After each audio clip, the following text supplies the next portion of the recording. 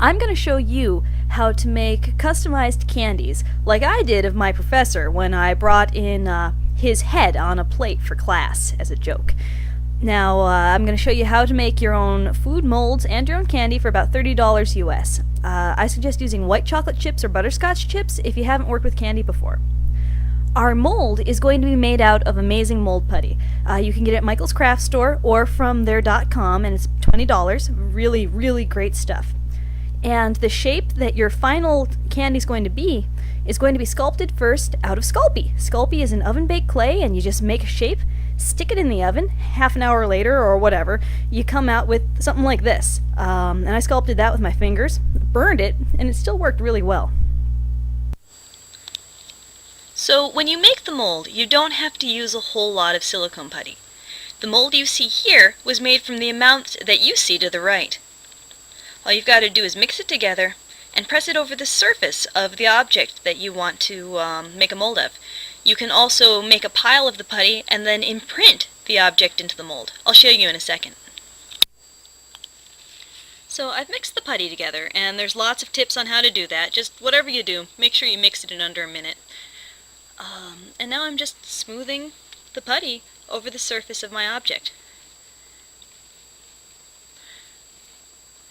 I'm leaving a lump of putty here so I can turn it over and lay it flat on a non-porous surface. That way my mold will be perfect for pouring chocolate into. So now my silicone is curing. It's becoming hard and solid around my object. When mixing it, you'll feel it give off a little heat as it chemically reacts and hardens. I've placed it on a solid, non-porous surface, in this case an old plastic container, and I'm going to let it sit for 25-45 minutes, whatever it says on the packaging. Some silicone putties harden very quickly, 2 or 3 minutes, like this one. But when you have a silicone putty that cures very quickly, see how thick this mold is compared to this one? It takes more material because you have less time to work with the silicone and spread it over the surface. But what if you need a thick mold? What if you need strength in the silicone for a large molding application? In this case, this thin little mold will hold the candy I'm going to mold with fine. But what if I'm going to do a big piece?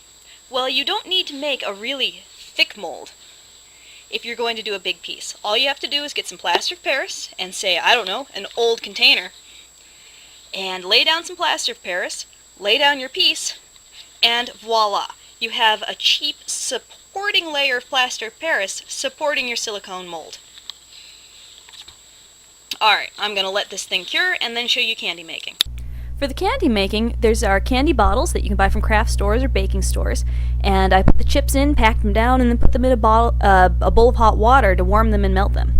But you don't have to use those candy squeezers. In this case, I tested out using an old syringe, a big old syringe that I had left over from veterinary medicine stuff, and it worked fine for applying candy.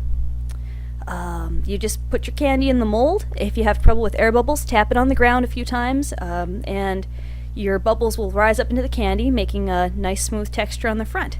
And so here you see a finished candy and the model it came from. If you don't want to wait for your silicone mold to cure, you can dip it in hot water and you can cut the curing time down to just a couple minutes. Here's where a small air bubble left a tear in the bottom of the mold that goes all the way through to the inside. To patch holes or small tears in a mold, it's very easy. Just mix up some more putty and place it over the mold. In this case, since it's all the way through, I've also placed a little chunk on the inside of the nose. I'll replace the original into the mold, tamp it down and squish it in place, and then let it set for another 25 minutes, curing and filling the hole.